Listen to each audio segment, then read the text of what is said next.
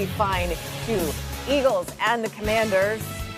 Jalen Hurts, Jaden Daniels. Eagles up 7-0 early in this one. Jalen Hurts running. Picks up 13, but wait for it right in there. Shaken up. That is because that is a hit to the head. He also slammed his head on the ground like earlier, then it's hit to the helmet. Ruled a concussion. That was it for Hurts. Done. For the touchdown pass in the fourth quarter, the fifth of the game. Oh, by the way, the Commanders beat the Eagles 36-33. That's what you live for. If you really love the sport, you live for those big time moments where it comes down to the end. You know, everything's to get you back against the wall. Will you respond? Remember, the first quarter must have felt like it damn near took an hour, and I said, "Man, we're just starting the second quarter, fellas," and it just felt like, you know, it went terrible at the start. But I thought, hey, hang in there and let's go from here. Hey, do you feel they keep on you a little bit more after Jalen went down? Yeah, but at the end of the day, don't really matter.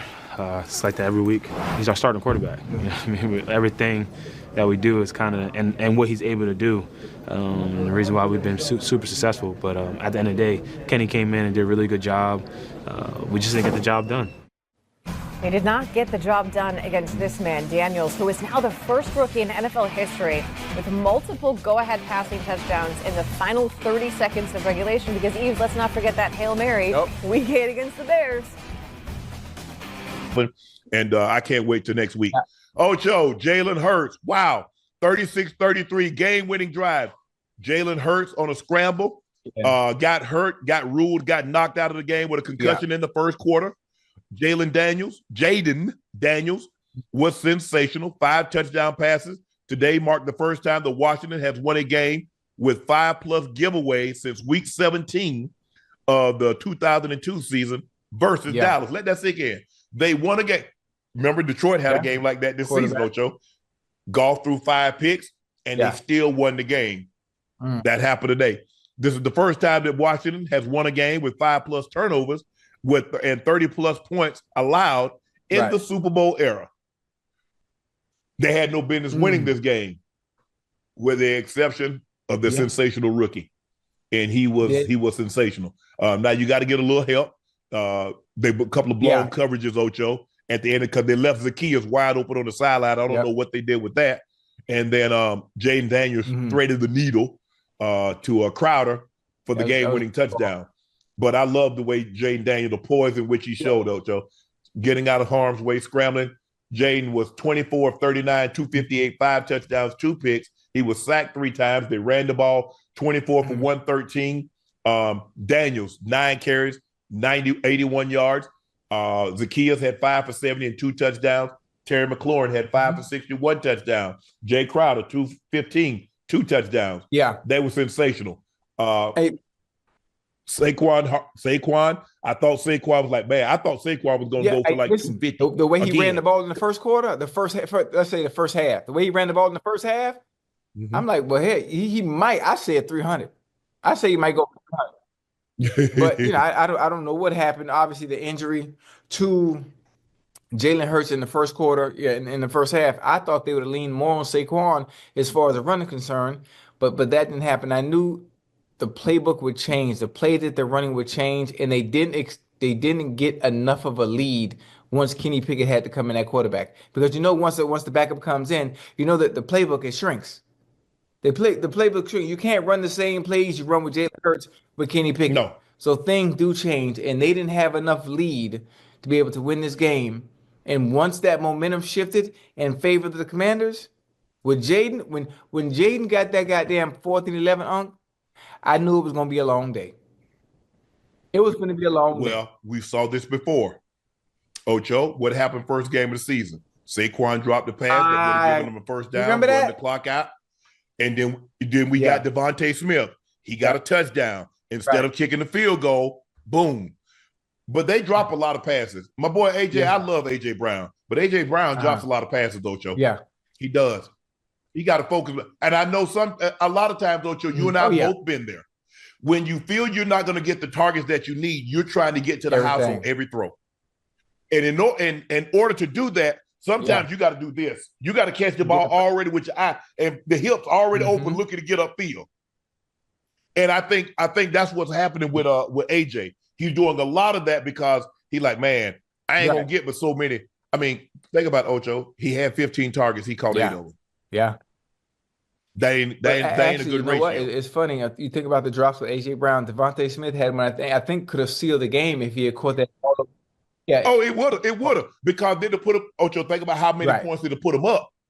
So now you got to score, get the ball back, and score again because now that they get the touchdown, that puts them up 2 scores. Or you run you're going to run the timeout. Yeah. That was it. I'm going to say that ball, Devontae Smith, when he dropped that over the middle, I think that play in general, that catch would have sealed the game, and they could have run the clock out from that point. If I'm not mistaken, I'm not sure how much time was on the clock, but those costly drops at important times in the game, especially a game like that when your starting quarterback is out, you got to make those plays. You have to make those plays. Yeah. Bro, I don't know what's happened to Marshawn Lattimore. Bro, he literally got Philly right down the field. He got like 3-4 holding calls on one possession. And they could have called him again in the end zone. And he talking about what? Bro, you holding the man. You got the man around the waist. You got the man armed. And you looking at the official like, what? I'm like, do you not realize you're like literally holding this man? I mean, Ocho, I'm talking about literally. I do think in his case, you have to think how much time Marshawn has been out. Obviously, the trade, going from the Saints to the Commanders, and then coming off of he's coming off an injury. So until he can get his legs back underneath him, I think you want to hold a little bit, you're a little handsy. You're not playing with your technique. You're not using your eyes. You're not trusting your feet. And stuff like that. So you tend to hold, you tend to grab to make sure you're in position to be able to make those plays, and they were costly. Right. And see, the thing is with you have to understand with AJ, he's a strong, big physical receiver. He's strong. He's not twitchy. Right. He's not twitchy. He's not a guy that's looking to He's looking to play through you. He's trying to play through contact. So you have to be physical with him. You can't be like a typical DB with a regular receiver, small body receiver, and play it because he's gonna play through contact. And the last thing you want him to do is catch the ball and face you up. Because if he can catch the ball and face you up at his size, he's gonna run through most DBs. And so Lattimore got a little handsy with him, but I was like, bro, because at first I was like, this got to be a rookie. Ain't no way there's no veteran DB getting all these calls. And then I was like, damn, that's Marshawn Lattimore. And then it dawned on me like, bro, he's just coming back from injury. So he's not where he needs to be. He's not seeing things. His body is not what, his footwork, his technique is not what it needs to be. But they got away with one today. And the reason why Saquon didn't have the second half is because guess what? There's no threat. Well, Kenny Pickett is not going to run the ball.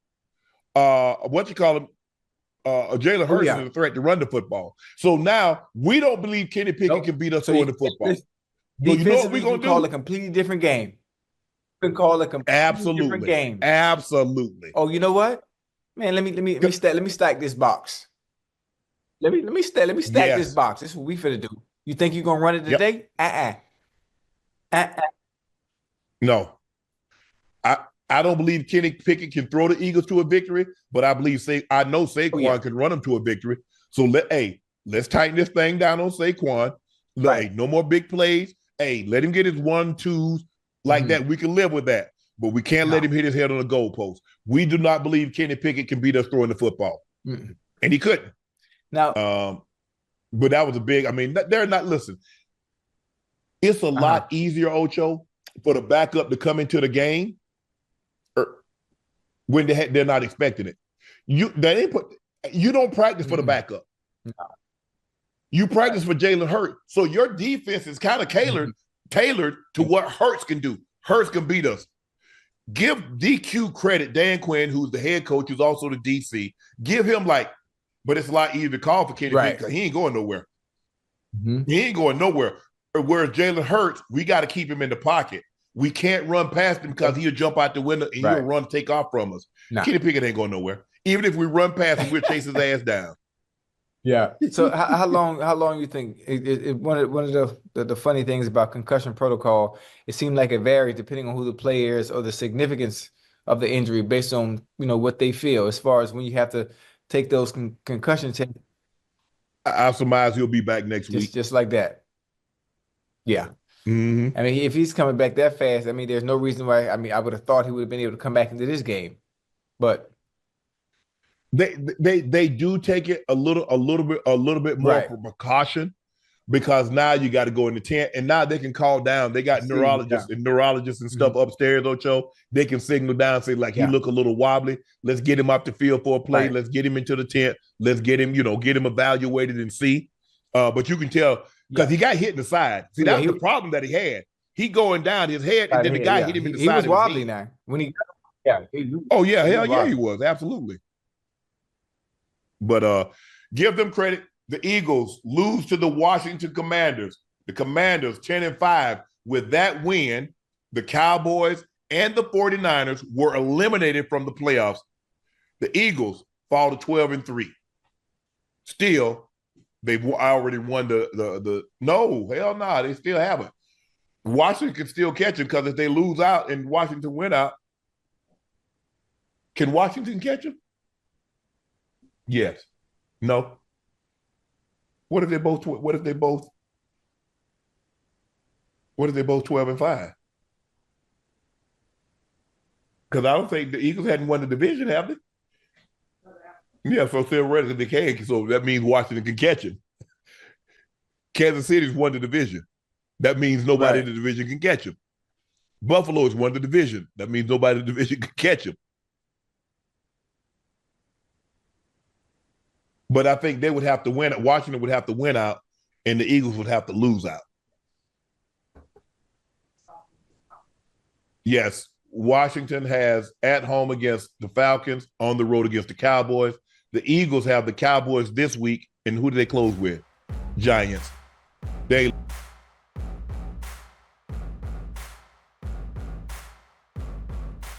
Eagles Nest News. The Philadelphia Eagles, resilient, ready, and poised for the postseason. What a wild ride we had watching the Philadelphia Eagles face the Washington Commanders yesterday. Football never fails to bring those emotional highs and gut-wrenching lows. After watching Philly's top-ranked defense surrender 20 to fourth quarter points, you couldn't help but feel that knot in your stomach. But let's not jump to conclusions. We've got a lot to unpack here, and the Eagles' future still looks incredibly bright. Welcome to Eagles Nest News, where we dive deep into the Eagles world and give you all the updates you need. First off, we have to address Jaden Daniels, who absolutely shocked the league with his stellar performance. It seems like we didn't have much time before his emergence, and boy, did he make his presence known. His incredible performance against Philly, locking up the *** Offensive Rookie of the Year *** title, was impressive. There's no denying that. The Daniels takeover is real, and the Eagles certainly felt the heat. But let's be clear, this loss wasn't on the Eagles entirely. Sure, the defense faltered, and the Commanders' offense capitalized in the most dramatic fashion. But Philadelphia still has all the tools to bounce back stronger. The big question now is the status of Jalen Hurts. His injury left fans holding their breath, and we're all wondering if he'll be ready for the huge Week 17 showdown against the Dallas Cowboys. While Hurts' return isn't a guarantee, Philly has proven they can hold their own without him. In fact, Nick Sirianni's teams tend to perform well after a tough loss. So even if Hurts has to sit out, the Eagles have the depth and strength to still be competitive. Philly's roster is built to win big games, and let's not forget, even without Hurts, this team is better than the Cowboys, but it's not just about the offense. Philly's defense may have faltered in the second half, but they've been one of the NFL's most dominant forces all season long. Every team goes through growing pains, and this game was a tough pill to swallow, but it's one we can learn from. If the Eagles can tighten up their defense and stay focused, they'll be back on track in no time. As for the NFC's top postseason seed, it's looking more and more unlikely for Philly. With 3 losses now, the Eagles might have to kiss the #1 seed goodbye. The Detroit Lions have a tough remaining schedule, but it would take 2 losses for them to slip, allowing the Eagles a chance at securing the top seed. Realistically, though, Philly may need to prepare for a road game in the postseason. But don't count them out. The Eagles thrive in tough situations, and a playoff run with this roster is far from over. At the end of the day, the Philadelphia Eagles are still a team to be reckoned with. The bumps and bruises they've faced over the course of this season don't change their status as one of the most talented squads in the NFL. Jalen Hurts will be back, the defense will recover, and this team has everything it needs to make a deep postseason run. So, don't worry, Eagles fans, the best is yet to come. Sure, the defense faltered, and the Commanders' offense capitalized in the most dramatic fashion. But Philadelphia still has all the tools to bounce back stronger. The big question now is the status of Jalen Hurts. His injury left fans holding their breath, and we're all wondering if he'll be ready for the huge Week 17 showdown against the Dallas Cowboys. While Hurts' return isn't a guarantee, Philly has proven they can hold their own without him.